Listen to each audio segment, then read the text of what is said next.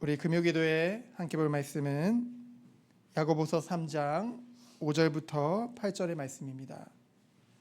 우리 야고보서 3장 5절부터 8절의 말씀.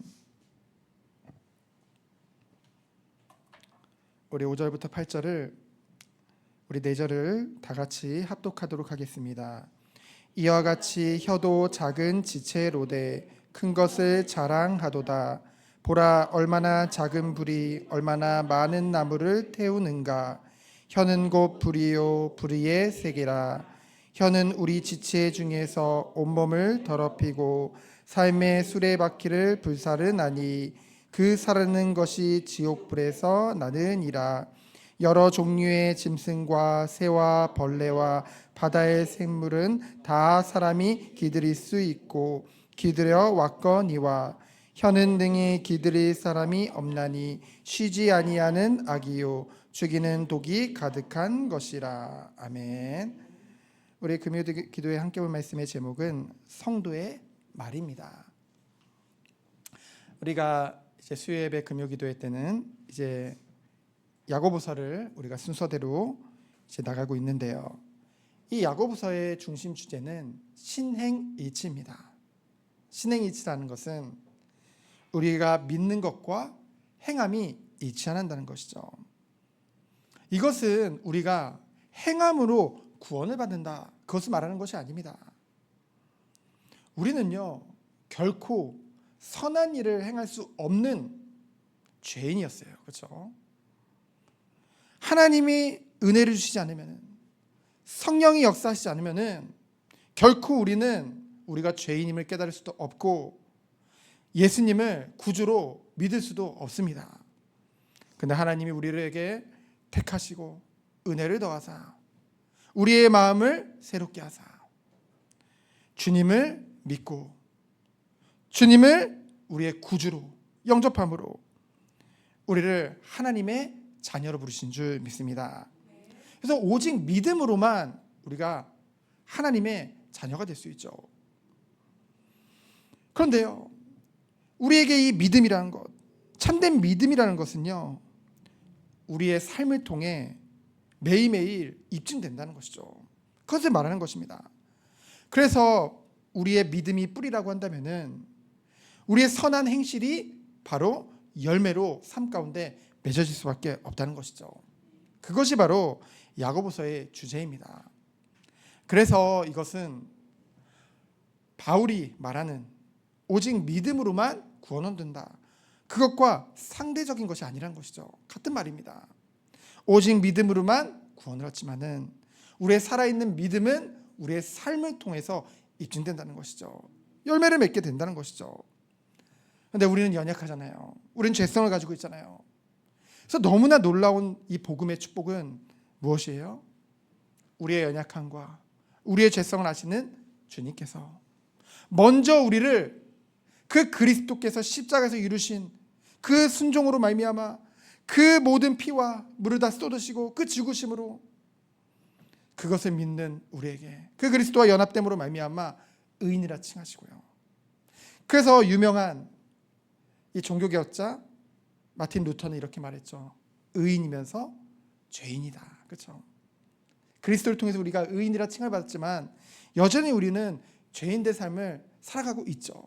그러나 감사한 것은 성령 하나님께서 우리에게 역사하사 하나님의 완전하신 구원을 날마다 우리의 삶을 통해서 이루어 가시는 줄 믿습니다. 그래서 우리는 날마다 우리의 삶이, 우리의 생각이, 우리의 마음이 새롭게 되어지는 것이죠. 그래서 우리가 지난 야고보서 1장에서는 성도에게 시험과 고난은 끊임없이 온다고 했습니다. 그런데 참된 믿음은 그 모든 것을 이기게 하죠. 왜냐하면 그 모든 것들 가운데 완전한 하나님의 계획과 신실하신 하나님이 함께 하시기 때문입니다. 그래서 성도에게 감당치 못할 시험은 주시지 않는다고 하셨죠. 우리가 감당치 못할 때는 어떻게 하신다고 했어요? 피할 길을 내사 능히 감당하게 하신다고 했어요.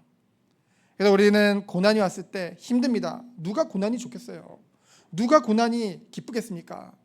그러나 우리가 기뻐할 수 있는 것은 그 가운데 분명한 하나님의 사랑과 분명한 계획과 뜻이 있는 것을 믿기 때문에 결국은 능히 그 모든 것을 승리케 하시고 우리들을 완전한 하나님의 사랑의 증인으로 세울 것을 믿기 때문에, 확신하기 때문에.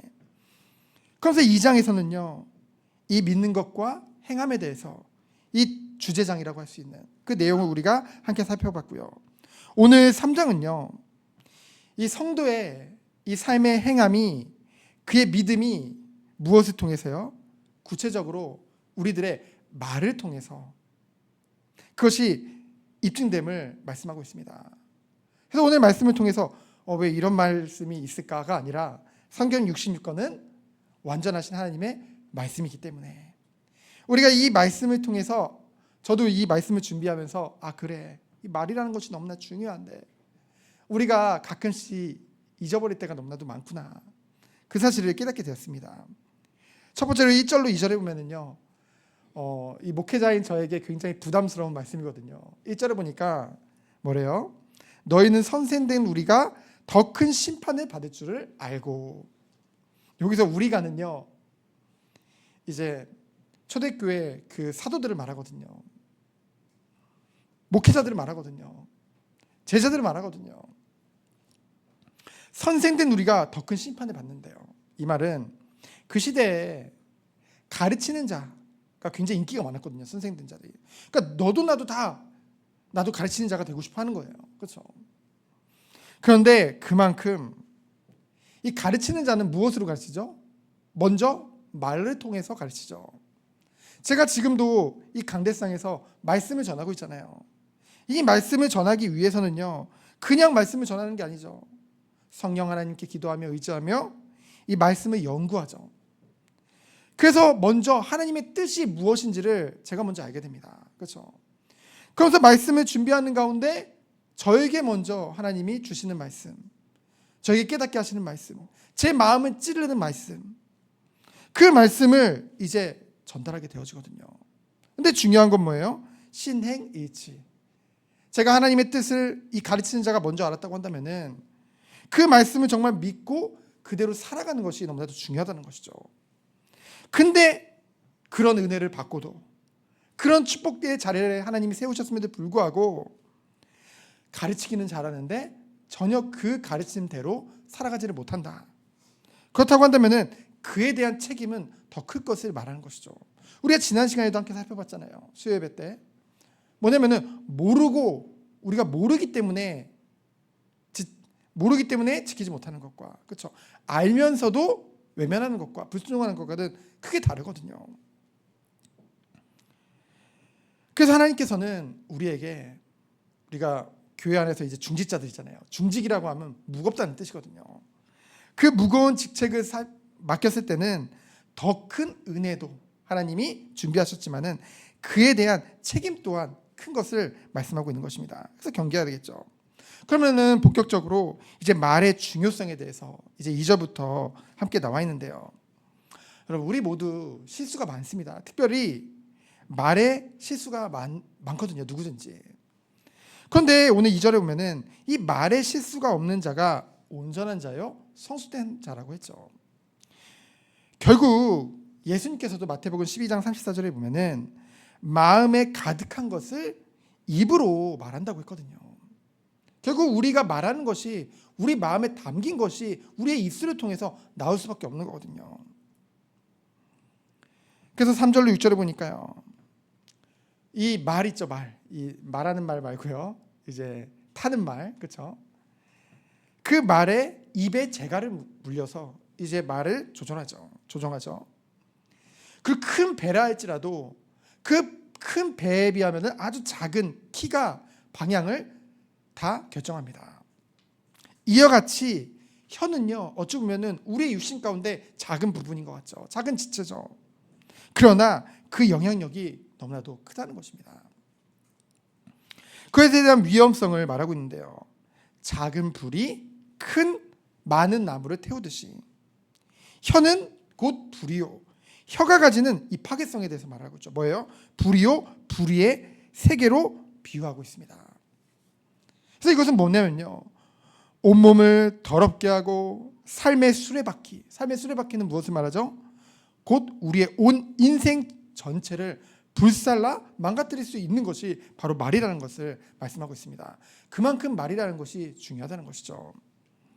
그래서 7절로 8절을 보면은 모든 생물과 모든 동물들을 다 길들일 수 있으나 혀는 누구도 길들일 사람이 없다고 했죠.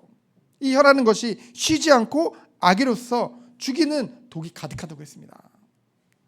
그래서 막 독설을 내뱉는다는 표현을 쓰죠. 실제로 그래요. 말을 통해서요, 상대방에게 굉장히 치명타를 줄 수도 있거든요. 그러면은 성도는 9절로 12절을 보니까요, 성도가요, 이 혀를요 악의 도구로 사용하는 것은 그럼 모순성이 있다는 거죠. 무엇을 말하냐면요, 우리가 입술을 통해서 하나님을 찬송하죠. 지금도 찬양했잖아요. 그러고서 밖에 나가서 또 하나님의 형상대로 지음받은 사람을 그 입술을 가지고 저주한다. 그렇죠? 제가 운전을 하다 보면 그런 경우가 있거든요. 저는 늘 찬양을 틀어놓는데요, 늘 찬양을 틀어놓고 운전을 하다가 갑자기 깜빡이도 없이 확 껴들면요, 순간적으로 욱해요. 그러면은 입술로 내뱉을 때도 있고 마음으로 막 아유 그냥 저희 이럴 때 있거든요. 찬양 틀어놓고 찬양 부르다 말고 갑자기 그런다니까요. 우리 그만큼 연약하죠. 그리고 샘이 한 구멍으로 단물과 쓴물을 둘 다 내는 것은 가능하지 않다고 했죠. 그리고 한 나무가 다른 나무 과실을 맺을 수 없다는 것입니다. 마찬가지로 짠물을 내는 샘이 단물을 내는 것 또한 불가능하다는 것이죠. 우리가 정말로 하나님을 찬양하는 그 믿음과 은혜가 우리에게 있다고 한다면 우리의 입술을 잘 다스려야겠죠. 우리의 혀를 다스려야겠죠. 쉽지 않습니다. 그래서 이 혀를 올바로 사용하는 것이 바른 신앙의 생활에 필수라는 것을 오늘 말씀을 통해서 우리에게 가르쳐주고 있죠. 왜냐하면은 혀는 곧 말이고요, 말 또한 우리의 삶이고 행하는 거잖아요. 그 뿌리에 곧 믿음을 나타내는 것을 입증하기 때문에, 우리가 말하는 것이 우리의 믿음을 입증하기 때문에. 그래서 여러분, 우리 지혜서인 잠언서를 보면은요, 이 말에 대해서 참 말씀이 많이 적혀 있습니다. 우리 속담 중에도 말에 관한 속담이 굉장히 많죠. 그리고 저 유대인의 그 탈무드서에도 굉장히 이 말에 대한 그런 교훈들이 많죠. 특별히 잠언을 살펴보면요, 잠언 29장 20절에 보면은 여러분, 잠언에서 미련한 자에 대해서 굉장히 부정적으로 얘기를 하잖아요. 근데 잠언 29장 20절에 보면은 이 미련한 자보다 더 희망이 없는 자에 대해서 말을 하고 있습니다. 그게 누구냐면요, 잠언 29장 20절에 보면은요, 내가 말이 조급한 사람을 보느냐, 그보다 미련한 자에게 오히려 희망이 있느니라. 아니, 미련한 자가 말이 조급한 자보다 오히려 희망이 있대요. 미련한 자보다 말이 조급한 사람이 더 심각하다는 거죠. 이게 무슨 말일까요? 그 이유는 오늘 말씀의 본문에 이 혀의 파괴성이 있습니다. 이 혀라는 것이, 이 말이 온 인생 전체를 불살라 망가뜨리는 것이기 때문에. 그래서 말이 조급하다는 것은 깊이 생각하지 않고 입으로 내뱉는 거죠. 감정대로 즉시 사실을 확인하지 않고 단정하고 쏟아내는 것. 주석에는 그렇게 이제 기록되어져 있습니다. 결국 조급한 말이라는 것은 단순한 성격의 문제가 아니라 죄된 마음의 열매란 것이죠. 우리가 다 그렇습니다. 그래서 우리는 누구나 다 이렇다는 것입니다. 우리는요, 아까도 서론에 말씀드렸듯이 의인이면서 죄인입니다. 그리스도를 통해서 의인이라 칭함을 받았지만 여전히 죄성을 가지고 육신을 가지고 살아가고 있죠. 날마다 거룩을 향해 가고 있지만은, 그래서 우리는 너무나도 쉽게 혀로 죄를 범하는 경우가 너무나도 많습니다. 그래서 성령의 다스림이 없으면, 성령 하나님의 다스림이 없으면 우리 생각을요 너무나도 성급하게 드러낼 수밖에 없다는 것이죠. 그래서 성도는요, 자기 확신이나 감정에 의존하지 말고요, 우리는 늘 무엇에 의지해야 될까요? 하나님의 말씀에 의해 우리의 생각과 말이 다스림을 받도록. 그래서 참된 믿음을 가진 우리가요, 우리의 행함이 우리의 혀를 절제하고 하나님 앞에서 신중하게 말하는 것으로 우리 주변과 우리 형제들에게 나타날 수 있도록. 그래서 우리에게 가득 채워야 될 것이 있습니다. 우리에게 무엇을 가득 채워야 될까요? 결국 우리에게 가득 찬 것이, 우리 마음에 가득 찬 것이 우리의 입술을 통해서 나오기 때문에 바로 하나님 말씀이죠.